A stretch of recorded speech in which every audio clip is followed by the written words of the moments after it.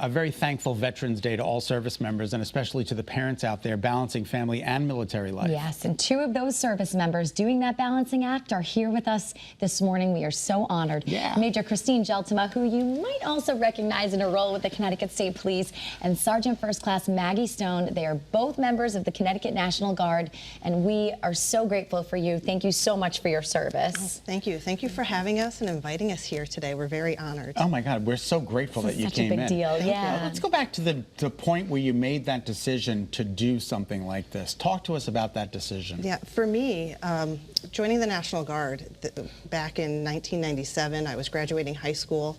High school? Yes, graduating high school, looking at colleges, and the National Guard paid 100% of the tuition. Wow. And that was a huge factor for me back then when I was 17, 18 years old, knowing that they will help me go to college. And that was a huge thing for me. I don't know for you. For me, I was looking for a way to kick off adulting, and I needed some skills, I needed some resume building things, and I had some friends that had been in the active Army, and I found the National Guard, and they had that nexus to college. So that's how I ended up in the Army National Guard. Which is really remarkable. And fast forward, you both are moms. Yes. What are the ages of your children? So I have 3 kids. They're 8, 9, and 13. Wow. Yeah. Mine are a little older. They are, my oldest is about to be 24. Wow. I have one that just turned 22, and then my youngest is 16. And your daughter, there's a special connection as well, right? That's correct. My daughter is an intelligence analyst in the Army National Guard. Holy smokes. Following that is your mother's impressive. footsteps in the National Guard, which is huge. You know, how did you do it, and how do you continue to do it? You know, motherhood and serving your country to this capacity that you do. Yeah, well, for me, my kids are younger now, and Sergeant Stone, hers are much older, but I had probably 13 years in when I finally had my first child. So being established within the National Guard, knowing what was available for me, and we're thankful now that the National Guard understands what it's like to be a mom and be in the military, the leadership we have in the Connecticut National Guard. They understand that having a family and children is a priority for us. We had some unconventional ways of pumping.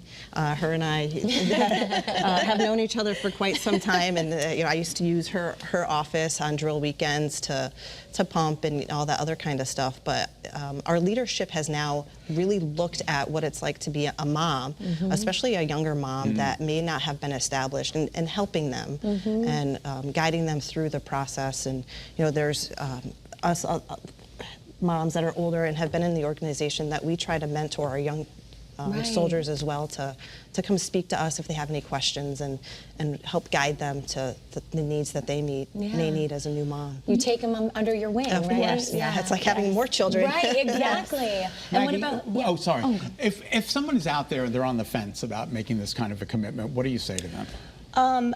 Well, and on lines with being a parent and kind of future planning, the Army as a whole has been adjusting policies over the last several years to promote easier parenting. They recently have extended the maternity and paternity leave for both men and women. And I think that there's more supports there now for young military families. I would encourage anyone that has interest in the Guard to go to our website, take a look at our jobs that are available, and really think about that resume building that you can get from the skills in the military. I think so many young people start out with a decision of kind of how they think their future is going to play out, and I think you need to start with that basic skill building and for resume planning. So I think they should look at that. And I wanted to ask each of you, what skills being, you know, in the armed forces translated to helping you be a mom? Yeah, so obviously there's a lot of diversity, and not everybody agrees on the same thing. People, and thankfully, you know, young soldiers now, they're very vocal in their needs and things that will help them. So having that diversity and being able to handle those and having conversations with young soldiers, it's like being a parent. You know, I have 3 kids, they're all very young, and they don't agree on a lot of things, and kind of that managing and how to let them talk about what their needs and wants are and how we can as parents and as a mom, kind of get their needs out there and creating good humans. Yeah. And what about you, Sergeant Stone?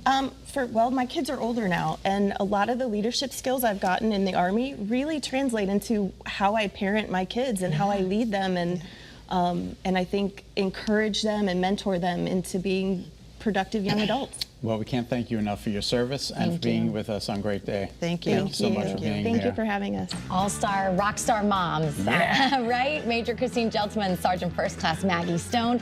Thank you so much. And hey, Mommyhood Unscripted, my podcast, there's a new episode up today. Remember Chelsea Wade from A Good Home in Line? Yeah. We are getting organizing with our homes. So if you are struggling, if your home's a mess, if you're trying to find that semblance of order, check out that episode. It's up now. Make sure to bookmark it. Listen to it on your ride to and from work. All right. Thanks again.